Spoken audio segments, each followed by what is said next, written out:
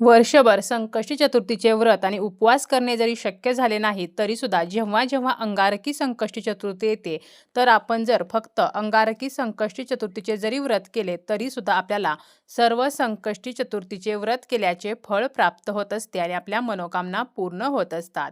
श्री स्वामी समर्थ. 5 मे 2026 अंगारकी संकष्टी चतुर्थी आहे. जेव्हा संकष्टी चतुर्थी ही मंगळवारी येते तर त्यावेळेला ती अंगारकी संकष्टी चतुर्थी असते. संकष्टी चतुर्थीच्या दिवशी आपण गणपती बाप्पांची मनोभावे पूजा केल्याने गणपती बाप्पा प्रसन्न होतात आणि आपल्या भक्तांच्या इच्छा पूर्ण करत असतात. गणपती हे बुद्धी, बळ आणि विवेकाची देवता आहेत. अंगारकी चतुर्थीला श्री गणपती 4 मस्तक आणि 4 हातांच्या स्वरूपामध्ये असतात आणि त्यांचे हे रूप संकटमोचक मानले जाते. ज्या कोणाला संकष्टी चतुर्थीचे व्रत सुरू करायचे आहे, जर आपण अजूनही संकष्टीचे उपवास करत नसलो आणि आपली जर इच्छा असेल की आपल्याला संकष्टी चतुर्थीचे उपवास सुरू करायचे आहेत, व्रत करायचे आहे, तर अंगारकी संकष्टी चतुर्थीपासून आपण या व्रताला सुरुवात करू शकतो.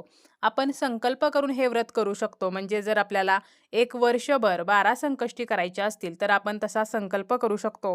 किंवा आपण जर शेवटपर्यंत हे व्रत करणार असू, म्हणजे हे व्रत आपण आजन्म पाळणार असू, तर मग आपल्याला संकल्प करण्याची आवश्यकता नसते. अंगारकी संकष्टी चतुर्थीला आपण उपवास केल्यामुळे आपल्याला सर्व संकष्टीला उपवास केल्याचे जे पुण्य आहे तर ते प्राप्त होत असते. त्यामुळे ज्या कोणाला प्रत्येक महिन्याची संकष्टी चतुर्थी धरणे शक्य होत नाही, तो उपवास करणे, व्रत करणे जमत नाही, तर त्यांनी अंगारकी संकष्टी चतुर्थीच्या दिवशी उपवास जो आहे तर तो आवर्जून करायचा आहे. अंगारकी संकष्टी चतुर्थीच्या दिवशी आपल्याला गणपती बाप्पांची विधिवत पूजासुद्धा करायची आहे. ही पूजा आपण सेपरेट पाटावरती किंवा चौरंगावरती करू शकतो किंवा आपण देवघरामध्ये सुद्धा करू शकतो. या दिवशी आपल्याला सकाळी लवकर उठायचं आहे. शक्य असेल तर ब्रह्ममुहूर्तावरती उठायचं आहे, स्नान करायचं आहे, स्वच्छ वस्त्र परिधान करायचं आहे. या दिवशी चुकूनही काळ्या रंगाचे वस्त्र आपल्याला परिधान करायचे नाही. शक्य झालं तर लाल रंगाचे वस्त्र परिधान करावे, कारण लाल रंग हा गणपती बाप्पांचा प्रिय रंग आहे. त्यानंतर आपल्याला काय करायचं आहे, ज्या ठिकाणी आपण पूजा करणार आहोत ती जागा स्वच्छ करायची. त्या ठिकाणी एक पाट मांडायचा, त्याभोवती छान अशी रांगोळी काढायची आहे किंवा आपण अगदी फुलांची सुद्धा पाटाभोवती आरास करू शकतो. त्यानंतर आपल्याला स्वतःला बसायला सुद्धा आसन घ्यायचं आहे. आसन घेऊन आपल्याला बसायचं आहे. त्या पाठावरती आपल्याला एक लाल रंगाचं स्वच्छ वस्त्र अंथरायचं आहे. एका बाजूला म्हणजे शक्यतो आपल्या डाव्या बाजूला आपल्याला थोड्याशा अक्षता ठेवायच्या आहेत आणि त्यावरती आपल्याला दिवा ठेवायचा आहे. आता जर आपण तेलाचा दिवा लावला तर तो आपल्या डाव्या बाजूला लावायचा असतो आणि तुपाचा असेल तर तो उजव्या बाजूला ठेवायचा आहे. त्या दिव्याला सुद्धा आपल्याला हळदी कुंकू, अक्षता, फुल अर्पण करून आपल्याला दिव्याची पूजा करायची आहे, म्हणजे अग्निदेवतेची पूजा करायची आहे. तर अशा प्रकारे सर्वप्रथम आपल्याला दिवा जो आहे तर तो प्रज्वलित करून घ्यायचा आहे. त्यानंतर एक तामण घ्यायचं आहे. त्या तामणामध्ये सुद्धा थोड्याशा अक्षता ठेवायच्या आहेत आणि गणपती बाप्पांची मूर्ती आपल्याला त्या अक्षतांवरती ठेवायची आहे आणि त्या मूर्तीला आपल्याला अभिषेक करायचा आहे. सर्वप्रथम स्वच्छ पाण्याचा अभिषेक करायचा आहे. श्री गणेशाय नमः किंवा ओम गण गणपते नमः, तर हा जो मंत्र आहे तर हा मंत्र म्हणत आपण अभिषेक करू शकतो किंवा अगदी गणपती अथर्वशीर्ष म्हणत जरी आपण अभिषेक केला तरी सुद्धा चालेल. आणि स्वच्छ पाण्याचा, शक्य झालं तर पंचामृताचा किंवा दह्याचा, दुधाचा आपण अभिषेक करू शकतो.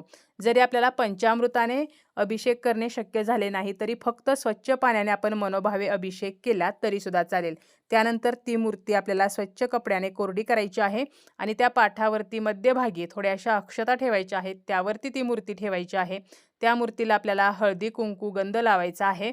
तसेच आपल्याला त्या मूर्तीला थोड्याशा अक्षता अर्पण करायच्या आहेत. जास्वंदीचं फूल मिळालं तर जास्वंदीचं फूल अर्पण करायचं आहे. जर जास्वंदीचं फूल नसेल तर इतर सुवासिक फुले सुद्धा आपण अर्पण करू शकतो. त्याचप्रमाणे आपल्याला गणपती बाप्पांना दुर्वा सुद्धा अर्पण करायचे आहेत. दुर्वा, जास्वंदीचं फूल हे गणपती बाप्पांना अत्यंत प्रिय आहे. तसेच आपल्याला अगरबत्ती लावायची आहे, धूप लावायचं आहे आणि बाप्पांना नैवेद्य दाखवायचा आहे. आता या दिवशी आपण जर व्रत करणार असू तर आपण फळांचा नैवेद्य सुद्धा दाखवू शकतो किंवा नैवेद्यासाठी आपण मोदक बनवू शकतो. उपवास जर आपला असेल तर उपवास सोडण्यासाठी आपण मोदक बनवू शकतो. मग सकाळी जेव्हा आपण पूजा करतो तर त्यावेळेला आपण बाप्पांना फळांचा नैवेद्य दाखवू शकतो आणि रात्री जेव्हा आपण उपवास सोडतो तर त्यावेळेला मोदकांचा नैवेद्य आपल्याला दाखवायचा आहे. त्यानंतर आपल्याला बाप्पांची आरती जी आहे तर ती सुद्धा करायची आहे. गणपती बाप्पांच्या पूजेमध्ये आपल्याला तुळशीचा मात्र वापर जो आहे तर तो अजिबात करायचा नाही. जर आपल्याकडे मूर्ती नसेल तर आपण फोटो जो आहे तर तो स्वच्छ पुसून त्या फोटोची पूजा करू शकतो. फोटोला आपल्याला फुलांचा हार वगैरे घालायचा आहे. फोटोला हळदी-कुंकू, अक्षता, त्यानंतर जास्वंदीचं फूल, दुर्वा अर्पण करायचे आहेत. आणि जर आपल्याकडे फोटोही नसेल, गणपतीची मूर्तीही नसेल, तर आपण सुपारी घेऊ शकतो आणि सुपारीला अभिषेक करून या सुपारीची सुद्धा विधिवत पूजा जी आहे तर ती करू शकतो. अंगारकी संकष्टी चतुर्थी ही अत्यंत खास चतुर्थी आहे. क्वचित येणारी अशी ही अंगारकी संकष्टी चतुर्थी महत्त्वाची असते. त्यामुळे या दिवशी आपल्याला पूजा जी आहे तर ती अवश्य करायची आहे. त्याचप्रमाणे या दिवशी आपण काही साधे-सोपे उपायसुद्धा करू शकतो. त्यापैकीच एक उपाय म्हणजे 21 दुर्वांचा उपाय. बाप्पांना दुर्वा ह्या अत्यंत प्रिय आहेत आणि आपण जर 21 दुर्वांचा या अंगारकी संकष्टी चतुर्थीच्या दिवशी उपाय केला तर याचे फळ आपल्याला निश्चितपणे मिळत असते. कारण गणपती बाप्पा त्यांच्या भक्तांच्या मनोकामना 100% पूर्ण करत असतात. ते आपल्या भक्तांना कधीही निराश करत नाहीत. आता यासाठी आपल्याला 21 दुर्वा घ्यायच्या आहेत. आपण जेव्हा पूजा करतो त्यावेळेला आपण हा उपाय करू शकतो किंवा आपण दिवसभरामध्ये कधीही हा उपाय करू शकतो. शक्य झालं तर मंदिरामध्ये जाऊन आपल्याला 21 दुर्वांचा उपाय करायचा आहे. शक्य झालं नाही तर आपण घरीसुद्धा करू शकतो. परंतु मंदिरामध्ये जी सकारात्मकता आहे तर ती आपल्या घरातल्या सकारात्मकतेपेक्षा कित्येक पटीने जास्त असते. त्यामुळे शक्य असेल तर मंदिरामध्येच हा उपाय करायचा आहे. आता 21 दुर्वा घेत असताना दुर्वा व्यवस्थित घ्यायच्या आहेत. त्रिदली घ्यायच्या आहेत, हिरव्या घ्यायच्या आहेत. सुकलेल्या, वाळलेल्या दुर्वा आपल्याला घ्यायच्या नाहीत आणि गणपती बाप्पांसमोर आपल्याला बसायचं आहे. एक दुर्वा आपल्याला उजव्या हातामध्ये घ्यायची आहे. गणपती अथर्वशीर्ष म्हणायचं आहे किंवा गणपती स्तोत्र म्हणायचं आहे. दोन्हीपैकी जे शक्य आहे तर ते आपल्याला म्हणायचं आहे आणि ही दुर्वा बाप्पांना अर्पण करायची आहे. आता ही दुर्वा अर्पण करत असताना आपण बाप्पांच्या मस्तकावरती अर्पण करू शकतो किंवा चरणावरती सुद्धा अर्पण करू शकतो.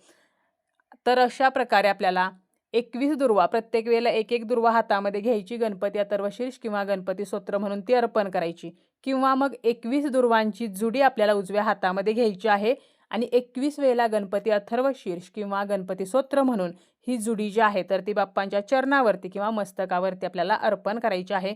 त्यानंतर हात जोडून आपली जी इच्छा आहे, आपली जर आर्थिक समस्या असेल, घरामध्ये पैशासंबंधीच्या अडचणी असतील, तर या अडचणी नष्ट व्हाव्यात म्हणून प्रार्थना करायची आहे किंवा मुलांच्या बाबतीत आपली एखादी इच्छा असेल किंवा इतर जर काही इच्छा असेल, घरामध्ये जर सततचे आजारपण असेल, तर ती आपली जी इच्छा आहे तर ती बाप्पांना सांगून ती इच्छा पूर्ण व्हावी म्हणून आपल्याला प्रार्थना करायची आहे.